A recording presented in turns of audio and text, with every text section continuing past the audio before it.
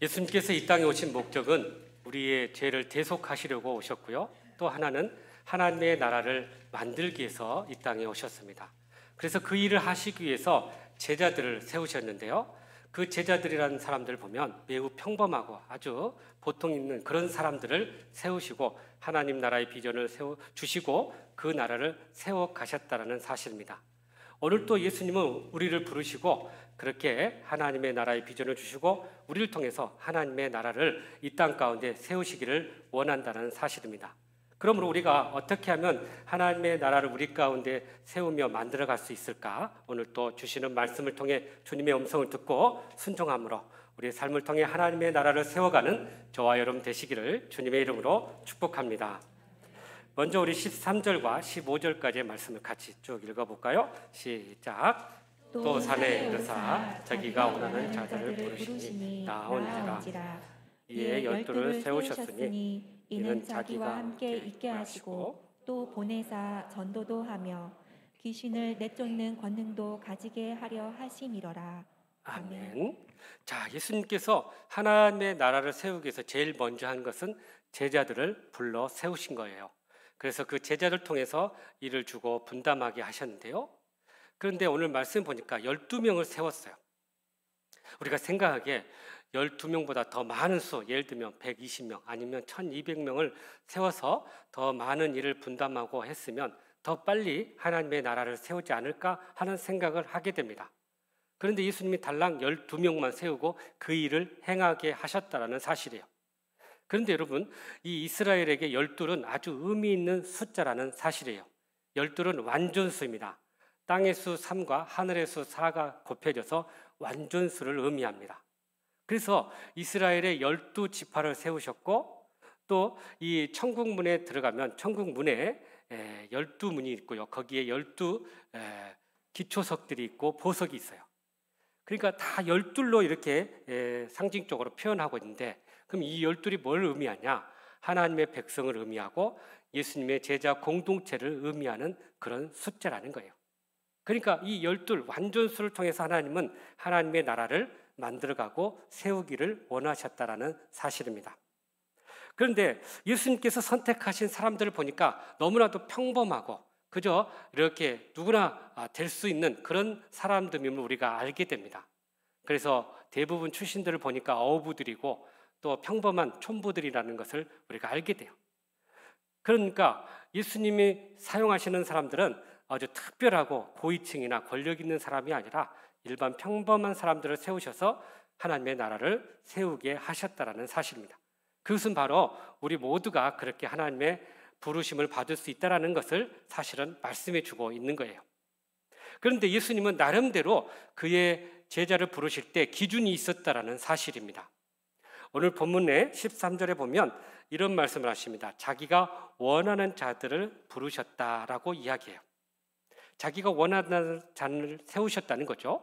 그러니까 예수님께서 제자를 세우셨다는 것은 예수님의 주권적인 선택이 있었다는 사실이에요. 그러니까 우리는 그 주권적인 선택에 대해서 왜 항의할 수 없는 이유는 그건 주님의 뜻이거든요. 그래서 주님이 그렇게 선택하시고 그 사람들을 기뻐 받으시면서 그 사람들을 통해서 하나님의 나라를 이루어 가기를 원하셨던 거예요. 그러니까 예수님의 이 선택 안에는 주권적인 선택과 주님이 기뻐하시는 원하시는 기준이 있었다라는 사실입니다. 그러니까 우리가 알지 못하는 그런 주님의 뜻이 계시다라는 사실이에요. 두 번째는 14절에 보면 자기와 함께 있게 하시겠다고 말씀해요. 이 함께 하다라는 말은 같이 거하다, 또 나누다, 사귀다 그런 의미를 가지고 있어요. 그러니까 예수님은 제자로 부르셔서 일하기 전에 먼저 그들과 함께 하시고 교제하고 사귀는 일을 하셨다라는 사실입니다. 그러니까 이렇게 교제하고 사귐을 통해서 인격적인 만남을 갖게 하시고 그 만남을 통해서 주님의 일을 하게끔 하셨던 거예요. 그래서 고린도전서 1장 9절을 보면 이런 말씀을 하시는데요. 한번 보세요. 시작. 너희를 불러 그의 아들 예수 그리스도 우리 주와 더불어 교제하게 하시는 하나님은 기쁘시도다. 아멘. 그러니까 이렇게 교제하게 하시는 하나님이신데 그 하나님은 미쁘시다, 신실하시다라는 거예요. 신실하신 하나님이 우리를 주님의 제자로 불러주시고 그렇게 교제하게 하셨다라는 사실입니다. 그러니까 우리가 주님의 일을 하려고 한다면, 또 주님을 따르려고 한다면 먼저 주님과 깊은 교제와 만남과 사귐이 있어야 한다라는 사실이에요. 그것이 없이 이렇게 먼저 사역하는 일 있어서는 결코 안 된다는 사실입니다. 주님의 생각을 이렇게 깨닫고 주님의 마음을 이해하고 주님의 마음을 본받고 그런 과정을 통해서 우리가 주님의 사역자로 세워지게 된다는 사실이에요. 그리고 더 나아가서 주님은 이 사귐에서 머물지 않고 이 제자들을 훈련하고 또 주님의 사람으로 세우시기 위해서 연단하는 과정을 이렇게 갖게 하셨다라는 사실입니다. 여러분, 만약 단순히 사귐으로 끝나버리고 교제로만 끝난다면 그것은 세상 친교 모임과 별 다름이 없을 것입니다. 그러나 그 과정 가운데 제자들을 훈련하고 연단해서 하나님의 사역자로 세우셨다라는 사실이에요. 그 훈련의 과정이 바로 말씀 훈련, 기도 훈련, 이런 모든 사역 훈련이라는 거죠. 그래서 우리가 사역하기 전에 먼저 주님과 사귐이 있어야 되고, 그리고 나서 훈련을 통해서 하나님의 사람으로 세워져야 한다는 것입니다. 우리가 3월달 이제 다음 주부터 돌아오는 주일부터 이제 같이 양육 훈련하게 되는데, 이런 것도 마찬가지예요. 우리가 예배만 드리는 것이 아니라 하나님의 말씀을 배우고 훈련하고 기도하는 가운데서 하나님의 사역자로 또 주님의 제자로 세워지게 되는 것입니다. 그래서 이 제자의 훈련을 우리가 참여함으로 그렇게 온전한 믿음의 길을 걷게 되는 거예요. 자, 그리고 세 번째로 예수님께서 나름대로 이렇게 제자를 세우는 과정을 보는데 14절에 보면 그렇게 사귀고 전도 또 이렇게 훈련하시고 나서 이제 보내사 전도하게 하셨다. 15절에 보면 귀신을 쫓아내는 권능을 주셨다라고 말씀합니다. 그러니까 인격적인 삶의 나눔을 하고요, 그리고 훈련을 하고 나서 그리고 전도하게 하시고 더 나아가서는 권능, 힘을 줘서 이렇게 사역의 놀라운 열매를 맺게 하셨다라는 사실이에요. 그러니까 예수님의 나름대로 이런 제자 훈련의 과정, 커리큘럼이 있었고요, 그 과정을 통해서 제자를 세우시고 하나님의 나라를 세워 가셨다라는 사실이에요. 로버트 콜먼이라는 목사님이 주님의 전도 계획이라는 책을 썼는데요, 거기에 보면 이런 말씀을 합니다. 예수님이 계획하신 원래 목적은 그분이 하나님께로 돌아가신 후에도 복음의 증인으로서 그분의 일을 계속할 사람들을 모집하고 세우는 일을 하셨다라고 이야기합니다. 그러니까 우리를 이렇게 부르시고 주님의 제자로 훈련받게 하시고 또 주님의 그 일을 우리를 통해서 계속해서 해나가게 하셨다라는 사실이에요. 그래서 주님이 이 제자들을 가르치는 8가지 원리를 이 로버트 콜먼 목사님이 소개하는데, 첫 번째는 선택하시고, 두 번째는 동거, 함께 하시고, 세 번째는 구별하셨다, 네 번째는 분여, 능력을 나눠주셨고, 다섯 번째는 시범, 모범을 보여주셨고, 여섯 번째는 위임해 주셨고, 일곱 번째는 감독해 주시고 관리해 주시고, 여덟 번째는 재생산해서 열매 맺게 하셨다라고 이야기해요. 그러니까 여러분, 이 8단계의 과정을 보면서 제자로서 부름받고 열매 맺기까지, 이것이 바로 우리가 걸어야 할 제자의 삶이라는 거예요. 그냥 마지막에는 우리가 열매로서 하나님 앞에 영광을 돌릴 수 있어야 한다는 것입니다. 2차 세계대전이 끝났을 때 프랑스의 한 도시에 교회가 있었는데요, 그 교회의 가운데에, 마당 가운데에 예수님의 상이 있었어요. 근데 폭격으로 말미암아 예수님의 두 팔 상이 이렇게 떨어져 나갔던 것입니다. 교인들이 모여서 이걸 어떻게 할까 논의를 했어요. 팔만 이렇게 붙여서 다시 사용할까, 아니면 다 허물고 다시 지을까, 여러 가지 옥신각신한 이야기들이 나누어졌어요. 그때 한 사람이 이렇게 주장했습니다. 우리 폭격 맞아서 두 팔이 없는 예수님의 상을 그대로 두십시다. 그리고 그 밑에 이렇게 써놓으십시다 하고 제안했어요. 뭐라고 썼냐면, 예수님은 당신의 팔을 필요로 합니다. 우리가 그의 팔이 됩시다 하는 문구였어요. 그러니까 팔이 없는 예수님의 그 팔에 우리가 그 팔이 되어서 예수님의 일을 하고 섬기자는 그런 말씀이었던 것입니다. 그렇습니다. 우리가 지금도 예수님께서 우리를 부르시고 그 일을 하시기를 원하셔요. 그러니까 주님의 그 부름에 우리가 응답받고 주님과 사귐과 교제를 통해서 훈련받고, 그리고 또 주님이 주신 그 능력으로 그렇게 하나님의 나라를 만들어가는 저와 여러분의 삶이 되시기를 주님의 이름으로 축복합니다. 계속해서 21절 말씀 읽어보시죠. 시작. 예수의 친족들이 듣고 그를 붙들어 나오니 이는 그가 미쳤다 하밀러라. 아멘. 예수님께서 하나님의 나라를 위해서 정말 밤낮 없이 분주한 삶을 사셨어요. 그런데 이 친척들이 예수님을 만나러 왔는데 만날 수가 없는 거예요. 너무나 바빠서. 그러면서 예수님한테 한 말이 미쳤다 이런 표현을 쓰고 있어요. 그러니까 얼마나 바쁘고 또 분주한 삶을 살았으면 이 친척들이 이런 표현을 썼을까요? 여러분, 이 미쳤다라는 표현 국어 사전에 보니까 세 가지 의미가 있더라고요. 첫 번째는 정신이 이상해졌다. 그래서 말과 행동이 보통 사람과 다를 때 이런 표현을 쓰고요. 두 번째는 상식에서 벗어날 때 이런 표현을 써요. 예를 들면 집값이 막 턱없이 비싸고 떠오를 때, 이렇게 비쌀 때, 오를 때 땅값이 미쳤다 뭐 이런 표현을 쓴다는 거죠. 세 번째는 정신병을 앓을 때 이런 표현을 쓴대요. 그런데 오늘 본문에 보면 이 하나님의 나라를 위해서 정말 열심을 다하고 분주하게 사는 예수님은 정말 보통 사람과 다르게 삶을 살았다라는 의미에서 미쳤다는 표현을 쓰고 있다는 거예요. 그런데 여러분, 여기서 우리가 알아야 될 거, 이렇게 세속적인 관점으로 보면 영적인 사람들의 삶을 이해하지 못할 때가 많아요. 특히 예수님을 경험하지 못하고 영적인 체험이 없으면 세상적인 관점과 기준으로 판단할 때가 너무나 많다는 거예요. 그러니 주일날 이렇게 와서 예배드리고 봉사하고 헌신하는 게 이해가 안 가는 거예요. 자기들은 편하게 쉬고 놀러 가고 가족들과 여행 가고 그러잖아요. 그러니까 우리들의 삶을 이해를 하지를 못하는 거예요. 그런데 우리는 이 영적인 삶에 기쁨이 있기 때문에 여기 와서 이 자리에 앉아 있고 주님의 은혜를 경험하고 하나님의 나라를 소망 가운데 우리가 그 나라를 만들어가는 것이 아니겠습니까? 그러니까 영적인 삶으로 보면 이것은 아주 지극히 당연한 일이고 평범한 일인데 믿지 않는 세속적인 사람들은 이것이 이상하고 마치 미친 그런 사람 아닌가 그렇게 생각한다는 거예요. 여러분, 믿음 생활을 잘하게 되면 이런 말을 종종 듣게 돼요. 바울 사도가 그랬어요. 열심히 복음을 증거하고 믿음 생활하니까 이 총독 베스도라는 사람이 바울 너 미쳤다, 네 학문이 너를 미치게 했다라고 막 그를 비난하는 모습을 우리가 보게 됩니다. 여러분, 우리가 믿음 생활 열심히 하고 또 주님을 위해서 충성하게 되면 하나님 나라에서는 이것이 평범하고 보통 일이지만 믿지 않는 사람들에게는 이런 평가를 받을 때가 있다라는 사실이에요. 그런데 우리는 이 영적인 세계를 경험한 자로서 이 기쁨을 우리가 소유하기 때문에 이렇게 영적인 믿음의 삶을 살게 되는 것입니다. 러시아의 소설가 에밀 아자르라는 분이 자기 앞에 생이라는 책에서 이런 이야기를 합니다.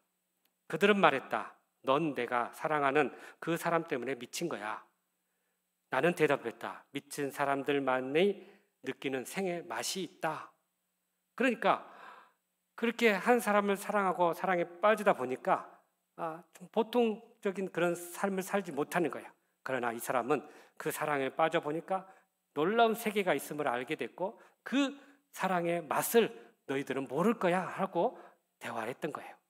마찬가지 우리가 신앙의 삶을 살고 영적인 세계, 깊은 은혜의 세계에 들어가면 그들은 전혀 그것을 느끼지 못해요. 몰라요. 그러나 우리는 이 영적인 세계의 기쁨과 은혜와 감동이 있기 때문에 우리는 그 맛 때문에 이 삶을 살아가게 되는 것입니다.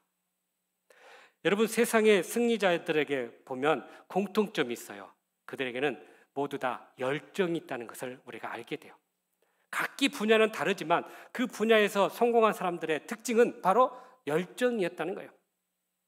그것에 집중하고 몰입하고 거기에 최선을 다할 때 그들이 어느 정도의 결과를 얻었던 거죠.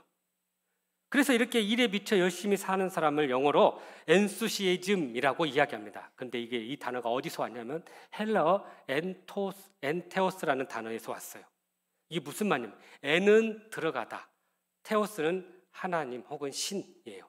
그러니까 신의 세계로 들어가는 사람들이 그 열정을 품고 그렇게 능력 밖의 일을 이루게 된다라는 사실입니다.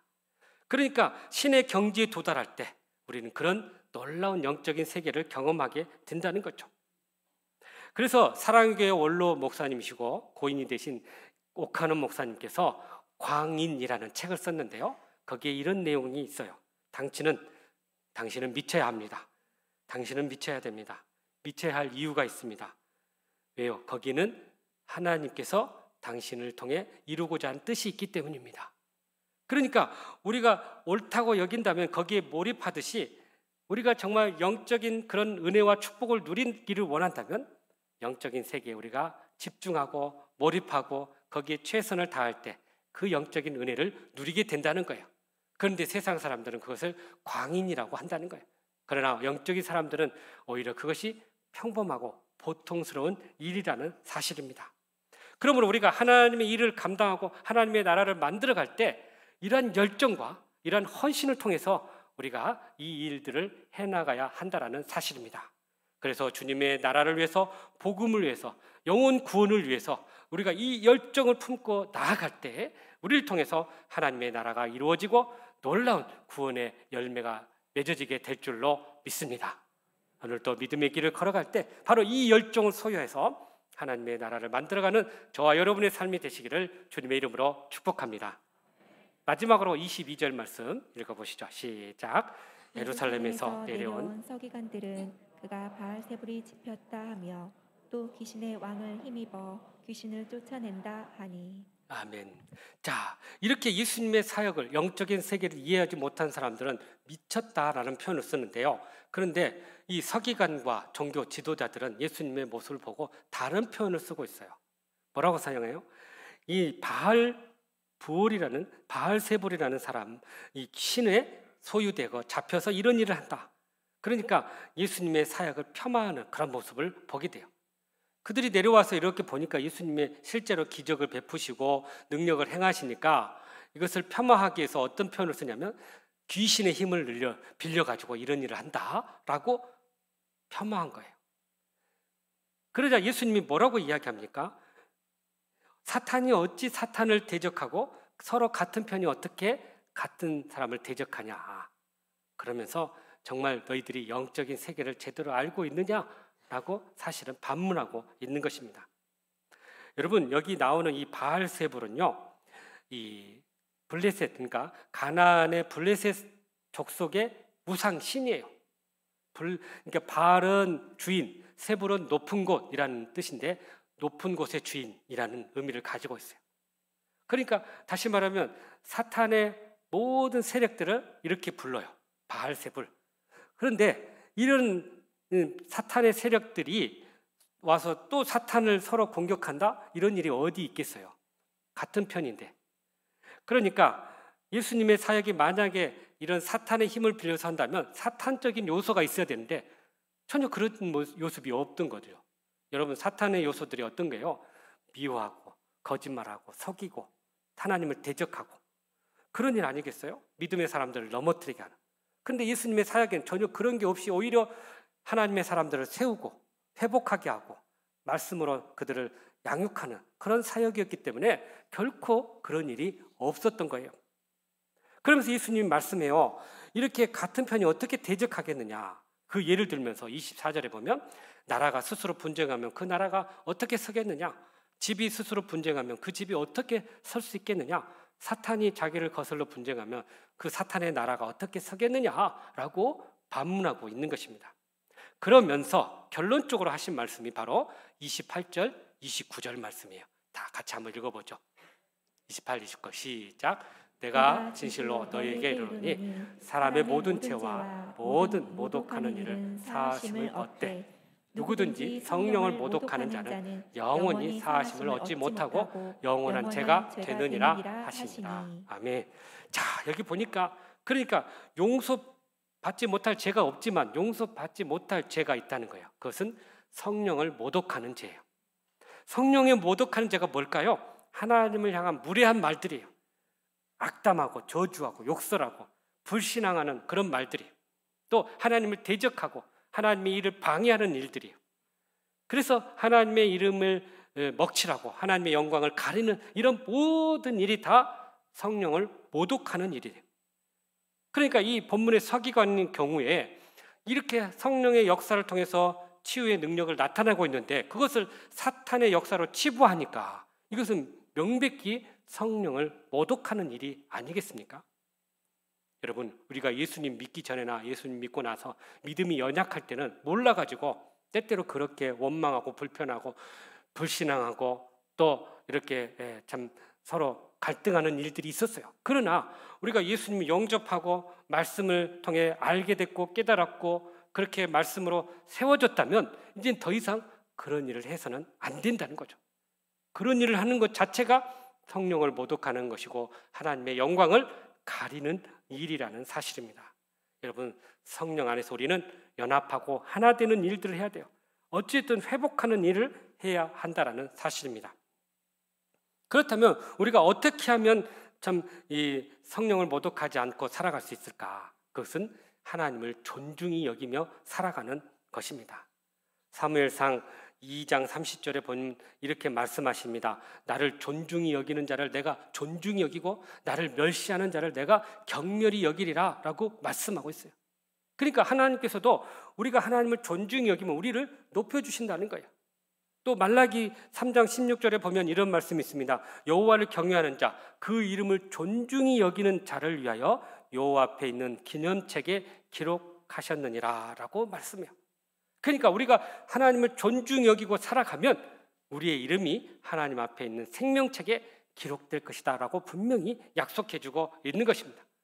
그래서 우리는 매사에 하나님을 존중히 여기고 하나님을 경외하고 하나님의 뜻을 구하고 하나님의 뜻대로 행함으로 인해서 그렇게 하나님의 나라를 만들어가는 복된 삶이 되어야 할 줄로 믿습니다. 그러므로 우리는 하나님의 이름을 모독하거나 방해하지 말고 하나님을 존중히 여기고 하나님을 영화롭게 하면서 그렇게 하나님의 교회와 하나님의 나라를 세워가는 저와 여러분의 삶이 되시기를 주님의 이름으로 축복합니다. 사랑하는 성도 여러분, 주님은 우리를 통해서 하나님의 나라를 세워가기를 원하십니다. 우리가 이 일에 동참하기 위해서 먼저 주님의 그 부르심에 응답하고 주님과 깊은 만남과 사귐과 또 훈련과 주님이 주신 능력으로 하나님의 나라를 만들어갈 수 있기를 간절히 바랍니다. 또한 하나님의 나라를 위해서 열정을 품고 헌신하여서 그렇게 열심을 다해 하나님의 나라를 세워가는 저와 여러분 되기를 간절히 바랍니다. 나아가서 하나님의 영광을 가리지 말고 매사에 하나님을 존중히 여기고 하나님의 뜻을 구하며 그렇게 하나님의 나라에 순종하며 나아가는 저와 여러분의 삶이 되시기를 간절히 바랍니다. 그리하여 하나님의 나라를 이 땅 가운데 만들어가며 영광 돌리고 그렇게 하나님께 기쁨이 되는 저와 여러분의 삶이 되시기를 주님의 이름으로 축복합니다. 기도하겠습니다. 사랑과 은혜가 풍성하신 하나님, 오늘도 우리의 삶 가운데 하나님의 나라를 만들어가기를 원하시니 우리가 그 마음을 받고 우리가 열심으로 주님의 나라를 만들어가며 하나님께 영광 돌리는 저희를 되게 하여 주시옵소서. 예수님의 이름으로 기도하옵나이다. 아멘.